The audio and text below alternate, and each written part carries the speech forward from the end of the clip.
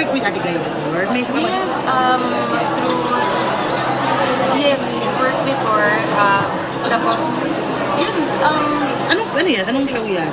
ito yung kontrabida ni Ate Guy. Yung kontrabida. Santa Maria. Nandun ka? Yes, Okay. yung mga ni Ate Guy.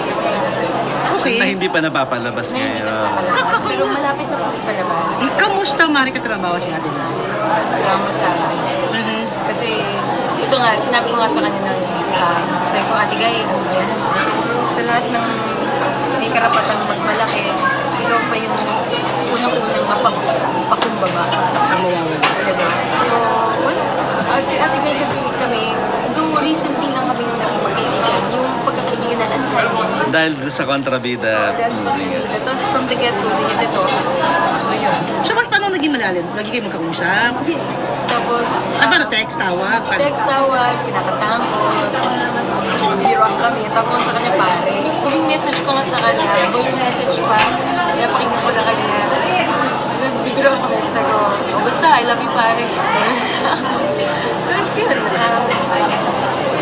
mahihayin sa Ate Guy, she's very humble, she refuses to accept gifts or anything from other people. She prefers that she is the one to give to others. So I guess aside from her artistic legacy,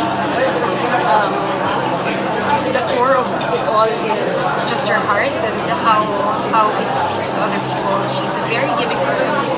She would rather give than accept. Yun yung mga fondest memories mo sa kanya. Bukod doon, meron pa bang iba na wala shooting? Kaya naiyak ako kanina nung pumunta ako dun sa bahay Ate Guy kasi nakatingin siya. Kasi kami, pag nag-uusap kami niyan, mata-mata lang.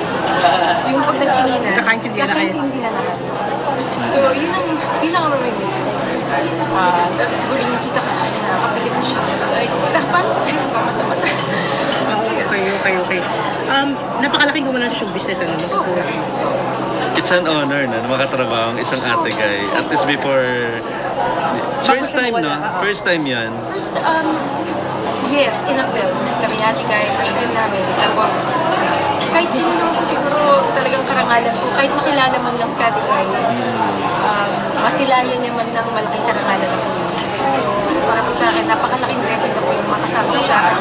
Kumbaga sa dami po ng mga tao na paligid, napili po niya ako ng kaibigan. What is your first reaction when you heard niya si pass away? And how do you know about it? Ayoko maniwala.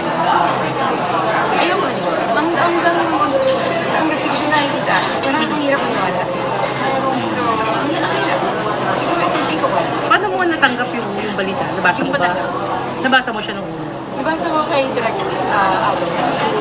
Naniwala ka na sa Direk Adolf kaya nag-post. Hindi. And kanina mo ka-confirm? Ito confirmation. Ito na nakita mo na siya mismo.